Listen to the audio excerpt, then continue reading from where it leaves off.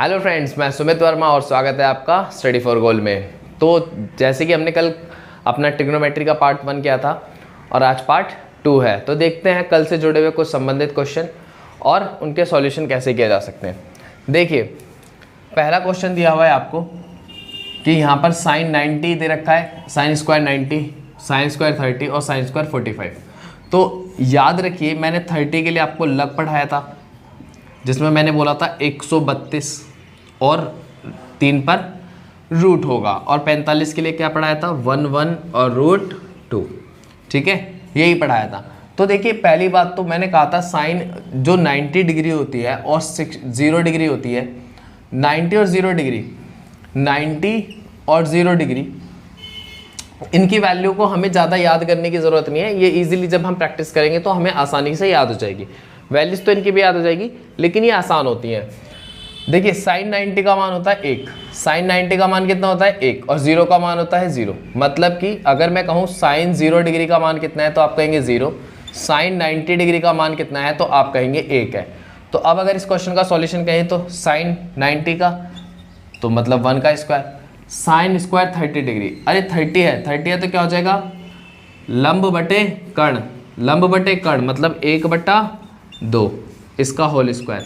क्योंकि मैंने पढ़ाया था कि साइन क्या होता है, साइन 30 निकालेंगे तो साइन का मान होता है लंब बटे कर्ण, और 30 है तो लंब कितना है 1 और कर्ण कितना है 2, तो इसका मान कितना हो जाएगा 1/2, 1/2 का होल स्क्वायर। आगे देखते हैं साइन 45, साइन 45 लंब बटे कर्ण होता है। लंब कितना है, ये 45 के लिए याद कराया था मैंने आपको, 45 के लिए याद कराया था। ठीक है, तो लंब कितना है 1 और कर्ण कितना है √2, तो प्लस में 1/√2, और उस पर होल स्क्वायर है तो हमने यहाँ पे भी क्या लगा दिया, यहाँ पर होल स्क्वायर है तो हमने यहाँ भी होल स्क्वायर लगा दिया। सॉल्व करेंगे 1 का 1, इसे करेंगे तो 1/4 प्लस 1/2, क्योंकि रूट की संख्या का स्क्वायर होगा तो 2 आएगा। एलसीएम लेंगे 4, कितना आ जाएगा 4, यहाँ 1 और 2 से भाग देंगे 2 बार तो 2, तो ये हो गया 4 तो 6 और 1 7, 7/4, और यही इस प्रश्न का उत्तर है। क्या हो गया आंसर 7/4। तो कितना आसान था। देखिए, यहाँ पर हमने एक नई वैल्यू सीखी है, किसकी, साइन 0 का मान 0 होता है, साइन 90 का मान 1 होता है, और 30 और 45 की वैल्यू के लिए हमने यहाँ पर ही किया ही था, जिसकी मदद से हमने क्वेश्चन सॉल्व कर दिया। चलिए देखते हैं हम अपना अगला क्वेश्चन, आप इसको घर पे उतार लीजिएगा। अगला क्वेश्चन जो है वो है साइन 10 स्क्वायर 30, 10 स्क्वायर 30, 10 स्क्वायर 45 और 10 स्क्वायर 60। तो देखिए 30 के लिए मैंने ये बताया था, ठीक है, 30 के लिए तो 10 का मान क्या होता है, 10 का मान लाल बटे कक्का से याद रखें, लंब बटे आधार। ठीक है, और 30 का पूछा है तो कोई बात नहीं, यहाँ पर 10 30 तो लंब बटे आधार, 30 में क्या होगा लंब 1 और आधार कितना है √3, तो इसका मान कितना हो जाएगा 1/√3। तो आप यहाँ पे कहेंगे 1/√3 का होल स्क्वायर, प्लस 10 45 का मान क्या होता है लंब बटे आधार 1/1 का मान कितना होता है 1 ही होता है, प्लस 10 60 देखिए 10 60, अब मैंने क्या बोला था 60 में जो होगा आपका लंब, ये जो आधार है आधार बन जाएगा लंब और लंब बन जाएगा आधार। इसका मतलब है कि यहाँ पर जो आपका लंब हो गया वो कितना हो जाएगा √3, क्योंकि 30 में जो मैंने पढ़ाया था और 60 में मैंने क्या कहा था, 60 में जो लंब होता है वो आधार बन जाता है, जो आधार होता है वो लंब बन जाता है। तो आप यहाँ से ध्यान रखें, जो आधार था वो लंब बन गया, तो लंब कितना हो जाएगा √3, और जो लंब था वो आधार बन गया, और ये कितना है 1, तो 10 60 का मान कितना हो जाएगा √3/1, मतलब √3 का होल स्क्वायर। फर्दर सॉल्व करेंगे तो 1/3, 1 प्लस √3 का खोलेंगे तो कितना आएगा 3, इसके बटे में 1, तो कितना हो गया 3 और 1 4, एलसीएम लेंगे तो कितना हो जाएगा, तो 1 प्लस 4 × 12, तो कितना हो जाएगा 13/3। देखिए, आप इसको पहले ऐड कर सकते हैं, जैसे कि इस कैलकुलेशन को मैं यहाँ पे करके दिखाता हूँ। 1/3 और 3 और 1 कितना था 4, अब इसका एलसीएम ले लेंगे 3 आ जाएगा, यहाँ पे 1 है और 4 × 12, तो कितना हो जाएगा 13/3। इस तरीके से इसका आंसर आ जाएगा। तो आई होप आपको ये भी समझ में आया होगा। तो अगला क्वेश्चन देखते हैं। अगला क्वेश्चन क्या है? अगला क्वेश्चन है, आप इसको घर पे उतार लीजिएगा। अगला क्वेश्चन क्या है? अगला क्वेश्चन है आपका 1030, 1060, 1042 और 1048। देखिए यहाँ तक एक बात तो क्लियर है कि 1030 और 1060 का तो हमें पता है, ये 1042 और 48 इसका वैल्यू कैसे निकालेंगे? तो इसका वैल्यू नहीं निकालना है, इसके लिए हमें एक बेसिक जानने की ज़रूरत है। क्या जानने की ज़रूरत है? देखिए ज़रा, अगर मैं कभी भी 10 है तो 10 जो बदलता है वो किस में बदलता है? कोट में बदलता है। 10 जो बदलता है वो किस में बदलता है? कोट में बदलता है। और 10 का उल्टा भी क्या होता है? कोट होता है। 10 का उल्टा भी क्या होता है? कोट होता है। ये दो बात।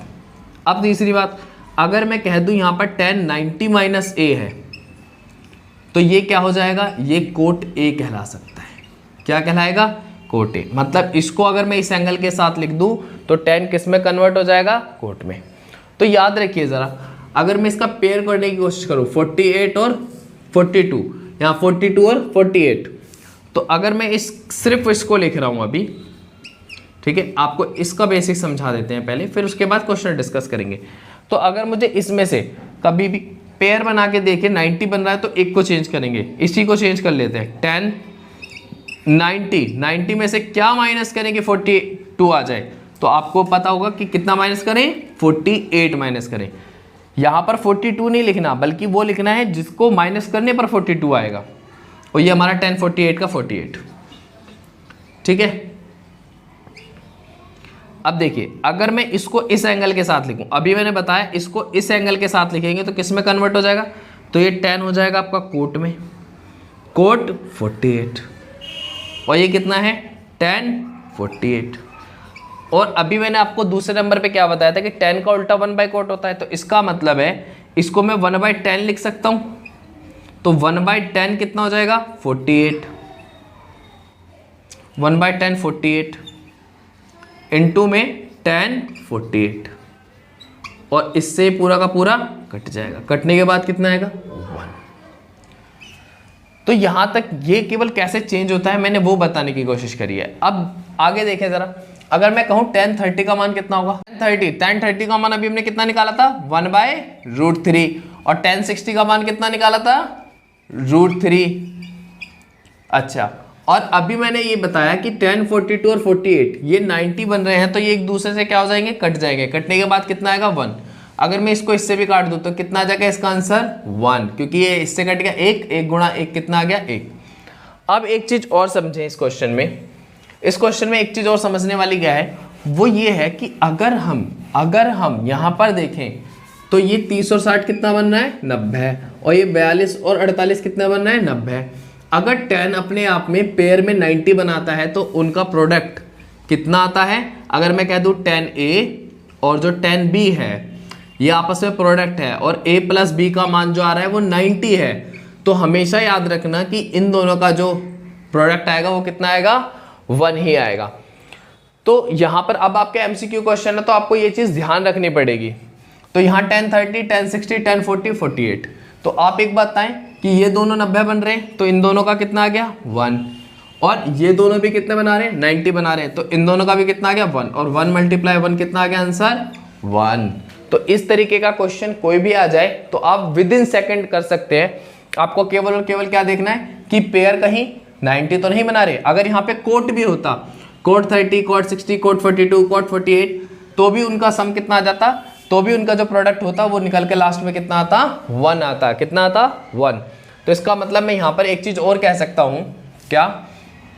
कि अगर cot A into cot B, इसका प्रोडक्ट भी 1 होगा। कब होगा?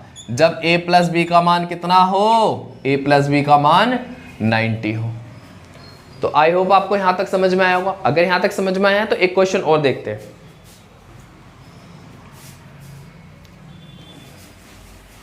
तो चलिए देखते हैं अपना अगला क्वेश्चन। अगला क्वेश्चन क्या है? sin 0, sin 1, sin 2 और ऐसी गुणा हो रही है sin 180 तक। देखिए इसका आंसर कितना आएगा? विद इन सेकेंड आ सकता है। इसका आंसर डायरेक्ट मैं कहूंगा तो कितना आएगा? 0। क्यों आएगा 0? जरा इसे जानते हैं। अभी मैंने आपको शुरुआत में बताया था कि sin 0 डिग्री का मान कितना होता है, तो आप कहेंगे 0 होता है। अब एक बात बताइए, मुझे आगे के मान चाहे कुछ भी हो, आगे के मान चाहे कुछ भी हो, अगर मैं कह रहा हूं कि साइन 0 डिग्री और यहाँ पे साइन 1 डिग्री और ऐसे कुछ भी हो, मतलब नहीं, साइन 0 का मान अगर 0 है तो 0 की मल्टीप्लाई किसी भी संख्या में करेंगे तो कितना आएगा, 0 आएगा। तो इसका आंसर डायरेक्ट ही कितना हो जाएगा, 0 हो जाएगा, क्योंकि साइन 0 का मान 0 है। इसी तरीके से अगला क्वेश्चन देखते हैं। अगला क्वेश्चन है कॉस 1 डिग्री, कॉस 2 डिग्री और ऐसे ही चल रहा है कॉस 180 डिग्री तक। देखिए इसका आंसर भी विद इन सेकेंड आएगा 0। क्यों आएगा जरा वो भी जान लीजिए। कॉस का मान, कॉस 0 डिग्री की वैल्यू होती है 1 और कॉस 90 डिग्री की वैल्यू होती है 0। कॉस 0 डिग्री की वैल्यू होती है 1 और कॉस 90 डिग्री की वैल्यू होती है 0। आप एक बात बताएं, जब ये पूरी की पूरी सीरीज चल रही है 180 तक, तो इस 180 की सीरीज में कहीं ना कहीं तो कॉस 90 भी आया होगा, कहीं ना कहीं कॉस 90 भी आया होगा।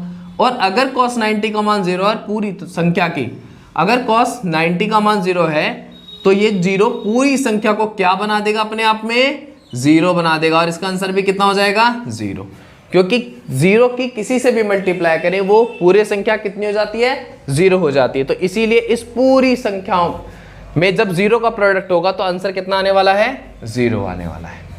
तो आई होप आपको ये 5 क्वेश्चन मैंने कराए, ये 5 क्वेश्चन अभी तक समझ में आए होंगे। और अगर आपको ये क्वेश्चन समझ में आया तो प्लीज़ हमारे चैनल को लाइक करें, शेयर करें और सब्सक्राइब करना ना भूलें। Thank you guys.